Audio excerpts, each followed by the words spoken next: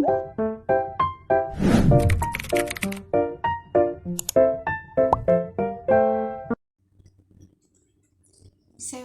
dan segala usahanya.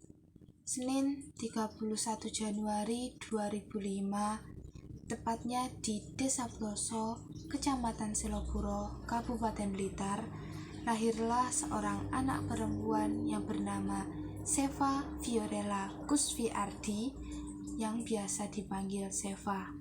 Dia merupakan anak tunggal dari pasangan suami istri Bapak Suwardi dan Ibu Tutiati. Dia lahir dalam keluarga yang sederhana.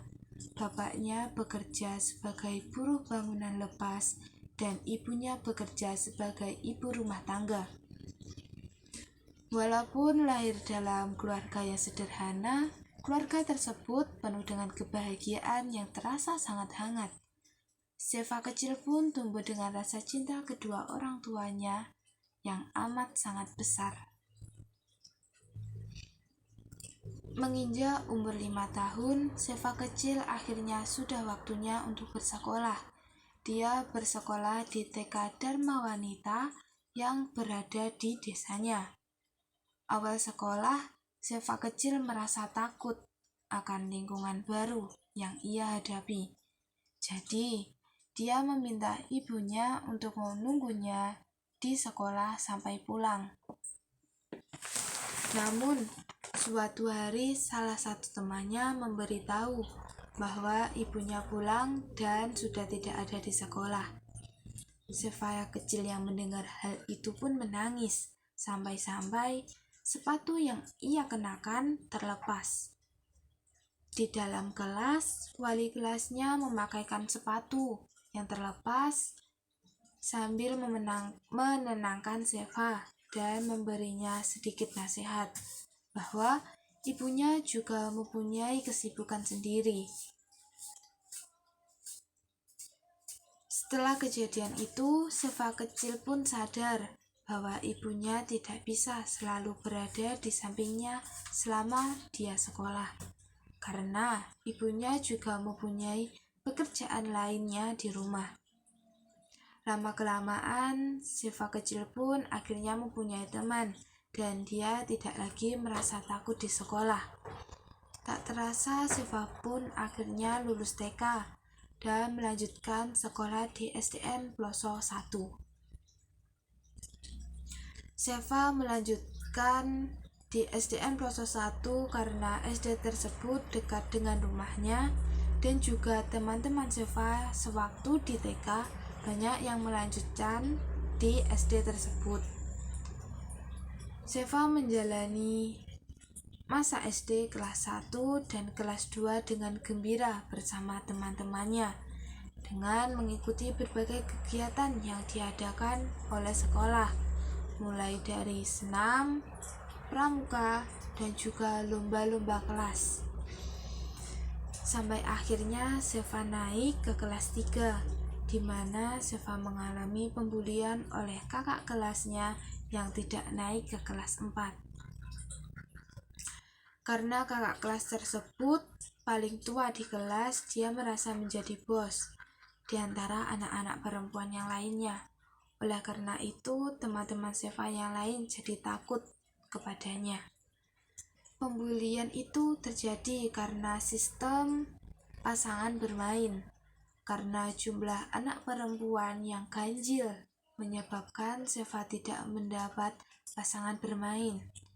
Hal itu membuat Seva menjadi sendirian dan tidak mempunyai teman. Setiap pagi Seva takut untuk pergi sekolah. Setiap hari gelisah memikirkan apa yang akan terjadi nantinya di sekolah jika bertemu si pembuli tersebut. Namun, tidak ada yang dapat Seva lakukan.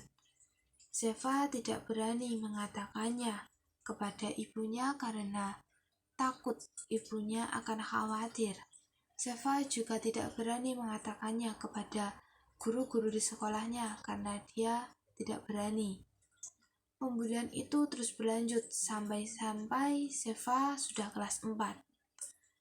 Di kelas 4, ternyata Seva terpilih untuk mengikuti kemah Es Java Scout Challenge di lapangan Bendungan Serut, yang membuat beberapa teman-teman kelasnya menjadi satu regu dengan dia.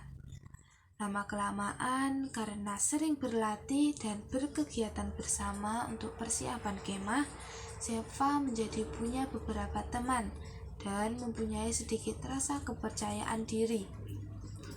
Berlanjut saat kelas 5, ternyata Seva satu bangku dengan si pembuli itu. Walaupun pembulian itu tetap berlanjut dengan berbagai hal yang terjadi di kelas 5, Seva sudah tidak begitu masalah karena sudah mempunyai beberapa teman yang berada di sisinya. Hingga pada saat kelas 6 di mana pengumuman nilai UN, ternyata Seva mendapat nilai yang memuaskan dan berada di peringkat yang cukup tinggi di antara teman-temannya. Saat itu Seva mengetahui bahwa si pembuli itu berada di peringkat yang cukup rendah di kelasnya. Setelah melihat fakta tersebut, Seva menjadi percaya diri dan mempunyai keberanian menghadapi pembuli tersebut. Bahkan, si pembuli tersebut menjadi malu dan enggan mengganggunya lagi. Masa kelas 6 Seva diwarnai dengan kebebasan dari pembulian yang sudah Seva alami dari kelas 3 tersebut, yang akhirnya membuat Seva mempunyai banyak teman. Masa akhir SD pun berlalu dengan tenang. Seva akhirnya melanjutkan sekolah ke MTSN 8 Blitar atau yang biasa dikenal sebagai MTSN Jambewangi. Seva mendaftar di MTS Jambewangi dengan jalur reguler. Setelah dinyatakan lolos seleksi, Seva mengikuti kegiatan Matsama atau masa ta'aruf siswa madrasah yang ditutup dengan kegiatan persami. Setelah kegiatan panjang, Seva masuk di kelas 7 atau kelas 1, yaitu kelas 7H. Di MTS, Seva mengikuti salah satu ekstrakurikuler di sekolahnya, yaitu ekstra PMR. Saat naik kelas 8, Seva masuk dalam kelas favorit, yaitu kelas 8A. Di kelas 8 tersebut, Seva tetap aktif dalam kegiatan ekstra PMR-nya. Saat kelas 8, Seva pernah mengikuti lomba PMR di SMKN Ngelegok dan memperoleh juara 3 dalam bidang paduan suara Mars PMI. Saat naik kelas 9, ternyata pembagian kelas dipatenkan, yang menyebabkan Seva berarti tetap berada di kelas 9A. Lulus dari MTSN Jambewangi, Seva lanjut ke jenjang SMA. Ya, sebenarnya Seva ingin sekolah di Manduan Blitar sebab banyak teman dari MTS-nya yang lanjut ke sana. Namun, orang tua Seva lebih setuju agar Seva bersekolah di SMAN 1 Kesamben karena jarak tempuh rumah yang dekat dan banyak anak saudara dari bapaknya yang sekolah di sana. Menuruti pilihan kedua orang tuanya, Seva akhirnya bersekolah di SMAN 1 Kesamben yang biasa disebut atau dikenal dengan Semansa. Adaptasi Seva terhadap lingkungan baru di SMAN 1 Kesamben sedikit lama karena sedikit temannya yang meneruskan untuk sekolah di Semansa. Ditambah lagi, pada saat itu sedang dilanda pandemi COVID-19 yang menyebabkan MPLS atau masa pengenalan lingkungan sekolah diadakan secara online. Seva masuk jurusan MIPA di Semansa, lebih tepatnya dia berada di kelas MIPA 5. Di Semansa, Seva mencoba untuk bergabung menjadi pengurus organisasi siswa intrasekolah atau yang biasa disebut OSIS. Walau keadaan Seva adalah siswa baru dan belum mempunyai teman, tidak menghalangi semangatnya untuk mengembangkan diri melalui proses yang panjang. Akhirnya dia diterima menjadi pengurus OSIS dengan jabatan wakil bendahara 2 OSIS pada saat kelas 10. Bahkan, Seva pernah menjadi calon kandidat ketua OSIS pada saat kelas 11. Namun, Seva kalah dalam pemungutan suara dan menjabat sebagai wakil 1 MPS di SMAN 1 Kesamben.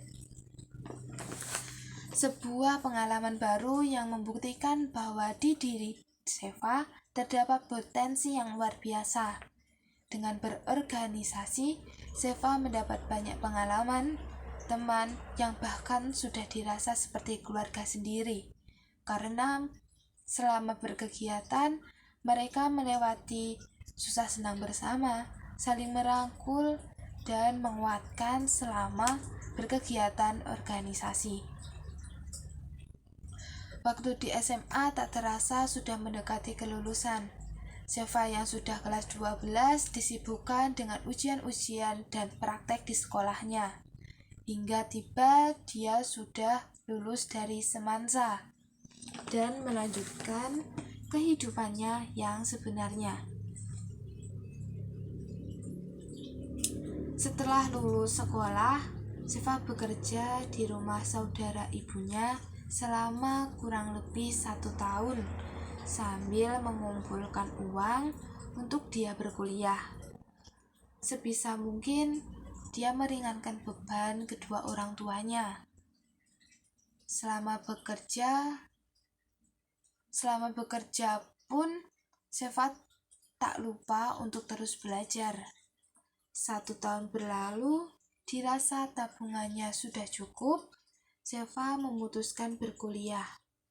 Dia mengambil jurusan perikanan bidang pembudidayaan di Politeknik Kelautan dan Perikanan Sidoarjo.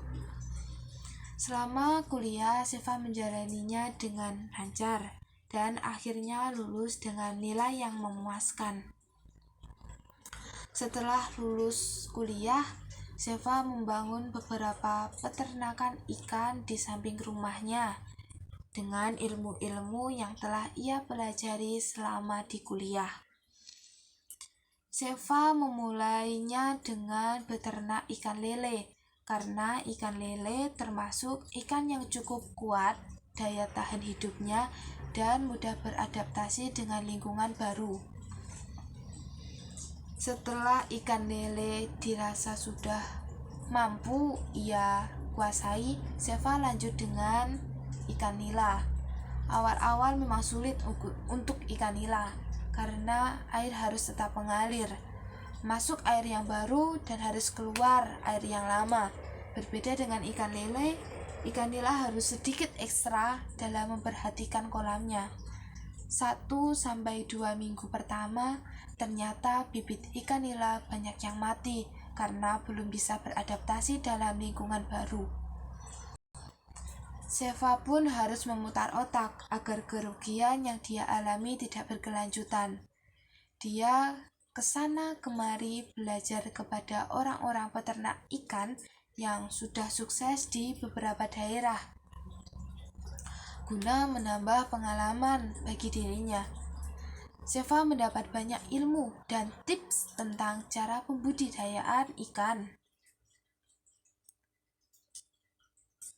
Jatuh bangun, Seva mengelola peternakan ikan tersebut dengan semangat dan usaha yang tak kenal lelah. Berangsur-angsur, Seva akhirnya bisa membangun peternakan ikan tersebut dengan lebih baik. Dari yang awalnya banyak bibit yang gagal, akhirnya Seva sudah mempunyai puluhan kolam pembudidayaan ikan. Seva bersyukur usahanya untuk mencapai keinginannya tidak sia-sia dan membawa kesejahteraan kepada keluarganya. Begitulah perjalanan panjang Seva dan segala usahanya. Jika ada kurang lebihnya, mohon maaf. Wassalamualaikum warahmatullahi wabarakatuh.